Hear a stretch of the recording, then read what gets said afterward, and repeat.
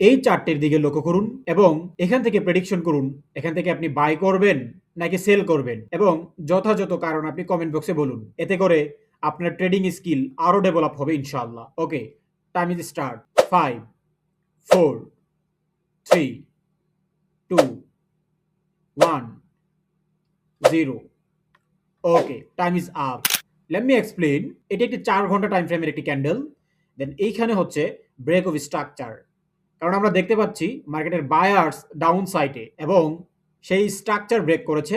Market bearish ছিল, সেই বিয়ারিশেই আছে। তাহলে আমাকে সেল প্লেন করতে হবে এবং এই অংশটা হচ্ছে ইন্টারনাল রেঞ্জ লিকুইডিটি এবং হাইয়ে আছে ফেয়ার ভ্যালু গ্যাপ। এখন এই অংশটার মধ্যে কিছুক্ষণ কনসোলিডেশন চললেও একটা জিনিস এখান থেকে লক্ষ্য করা যায়, সেটা হচ্ছে এই যে ব্ল্যাক ক্যান্ডেলটা আছে, এই ব্ল্যাক ক্যান্ডেলের হাই পরবর্তী ক্যান্ডেল ব্রেক করছে কিন্তু ক্লোজিং দিছে তার নিচে, এবং সেই ক্যান্ডেলের হাইকেও তার পরবর্তী ক্যান্ডেল ব্রেক করছে বাট ক্লোজিং দিছে তার নিচে, এবং পরবর্তী ক্যান্ডেলও এই ক্যান্ডেলের হাইকে ব্রেক দিছে। এখন কিছু সময় অপেক্ষা করতে হবে, আপনাকে দেখতে হবে যে এই ক্যান্ডেলের লো কখন ব্রেক করে। দেন এটাকে যখন ব্রেক করলো এবং এইখান থেকে আপনি সেল প্লেন করতে পারেন।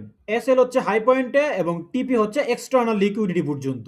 এটা আমি বড় টাইম ফ্রেমের জন্য আপনাকে বললাম।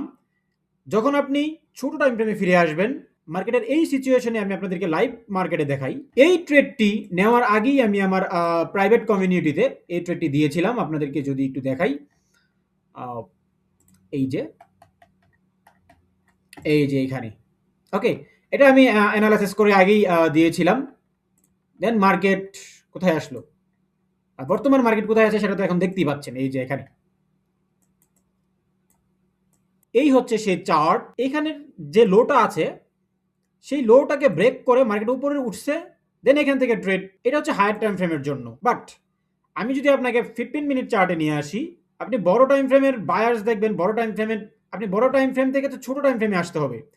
সেক্ষেত্রে আপনি 15 মিনিট চার্টে আসুন।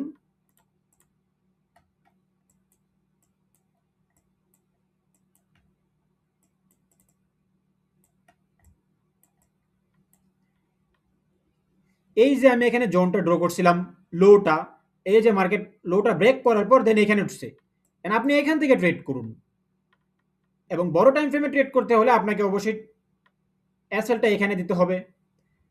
এখন আসেন লোয়ার টাইম ফ্রেমে এন্ট্রিটা আমরা নেওয়ার চেষ্টা করি। যে এইখানে হচ্ছে মার্কেটের স্ট্রাকচার শিফট, এমএসএস, এবং এখানে রয়েছে সিআইএসডি। এই যে এখানে change in state of delivery. এখন মার্কেট যখন মার্কেট স্ট্রাকচার শিফট করে উপরের দিকে উঠলো, তখন আপনি সিআইএসডি থেকে ট্রেড করতে পারবেন। আপনার এত নিচে আসা লাগবে না। যখন আপনি একটু লোয়ার টাইম ফ্রেমে আসবেন, সেক্ষেত্রে আপনার এন্ট্রি অ্যাকুরেসি আরও ভালো হবে এবং রিস্ক টু রিওয়ার্ড আরও বেড়ে যাবে।